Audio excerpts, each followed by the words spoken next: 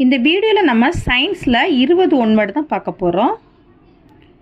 ஒரு நிலை மின்காட்டி மின்னூட்டம் பெற்ற கண்ணாடி தண்டினால் தூண்டல் முறையில் மின்னூட்டப்படுகிறது.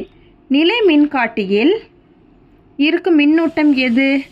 நேர் மின்னூட்டம். ஆன்சர் என்னது? நேர் மின்னூட்டம். மின் உருகி என்பது ஒரு என்ன வரும்? மின் சுற்றை தடை செய்வதற்கு பயன்படுத்தப்படும் ஒரு பாதுகாப்பு கருவி. பொருட்களை ஒன்றோடொன்று தேய்க்கும் போது நடைபெறுகிறது என்னது? எலக்ட்ரான் இடமாற்றம். ஒரு பொருள் எலக்ட்ரானை இழந்து டேஸ் ஆகிறது? நேர்மின் ஆகிறது. மின்னலில் இருந்து கட்டடங்களை பாதுகாக்கும் கருவி என்னது? மின்னல் கடத்தி. அதிகமான அளவு மின்னோட்டம் மின் சாதனங்கள் வழியாக பாயும்போது அவை பாதிக்கப்படாமல் இருக்க டேஸ் அவற்றுடன் இணைக்கப்படுகின்றன அப்படின்னா மின் உருகி. 3 மின் விளக்குகள் ஒரே சுற்றில் மின்கலத்துடன் இணைக்கப்பட்டுள்ளன. இந்த மின் சுற்று டேஸ் எனப்படும்னா தொடர் இணைப்பு.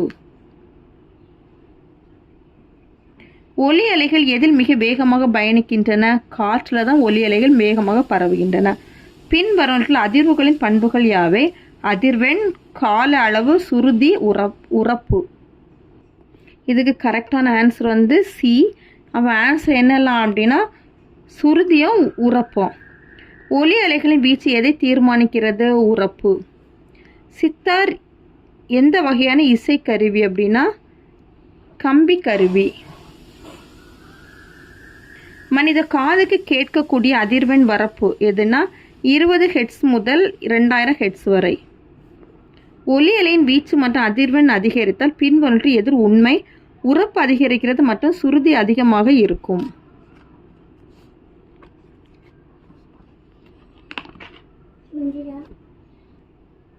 ஒலி டேஸ் வடிவத்தில் பயணிக்கிறது? அலை வடிவத்தில். உங்களால் கேட்க முடியாத உயர் அதிர்வெண் ஒலிகள் டேஸ் என அழைக்கப்படுகின்றன? மீ ஒலி. ஒலியின் சுருதி அதிர்வுகள் டேஸ் சார்ந்தது அப்படின்னா அதிர்வெண். அதிர்வுறும் கம்பியின் தடிமன் அதிகரித்தால் அதன் சுருதி டேஸ் குறையும். பின்வருவனவற்றில் காந்தத்தால் கவரும் பொருள் எதுனா இரும்பு மற்றும் எஃகு. கீழ்காணும் ஒன்று நிலைத்த காந்தத்திற்கு எடுத்துக்காட்டாகும். நியோடிமியம். மின்சார உற்பத்திக்கு பயன்படும் காந்தங்கள் டைனமோக்கள். அவ்வளோதான் இந்த வீடியோ. தேங்க்யூ.